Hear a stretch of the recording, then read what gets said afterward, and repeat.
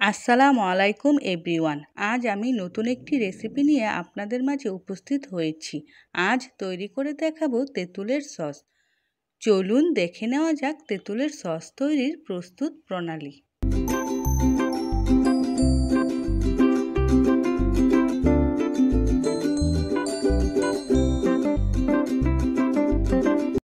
পাকা তেঁতুল নিয়েছি 500 গ্রাম। পানি এমনভাবে দিতে হবে তেঁতুলের সমপর্যায়ে রাখতে হবে। 2 ঘন্টার জন্য পানিতে তেঁতুলগুলো ভিজিয়ে রাখতে হবে। 2 ঘন্টা পর তেঁতুলগুলো পানির সাথে ভালোভাবে মিশিয়ে নিতে হবে। কিভাবে মিশিয়ে নিচ্ছি তা দেখে দেখে করে নিতে হবে। এই পর্যায়ে একটি বাটির উপর ছাঁকনি দিয়ে দিলাম। ছাঁকনির মধ্যে সবগুলো তেঁতুল ঢেলে দিলাম।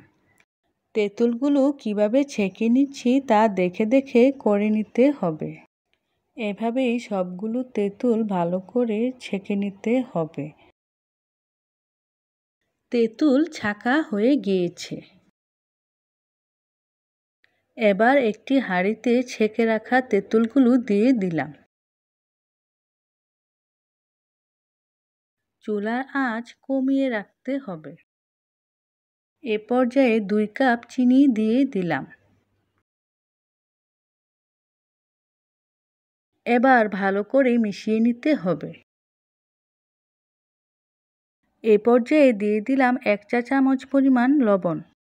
আবারও ভালো করে মিশিয়ে নিতে হবে। ঘন ঘন নেড়ে দিতে হবে। এ পর্যায়ে দিয়ে দিলাম 2 চা চামচ পরিমাণ চিলি ফ্লেক্স। আবারও ভালো করে নেড়েচেড়ে দিতে হবে। এ পর্যায়ে দিয়ে দিলাম গোলমরিচের গুঁড়া 2 চা চামচ পরিমাণ। ভালো করে মিশিয়ে নিতে হবে।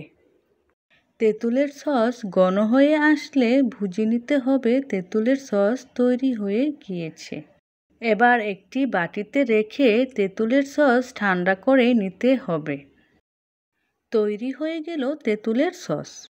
তেঁতুলের সস ঠান্ডা হয়ে গেলে কাচের বোতলে ভরে রেখে সংরক্ষণ করে নিতে পারবেন।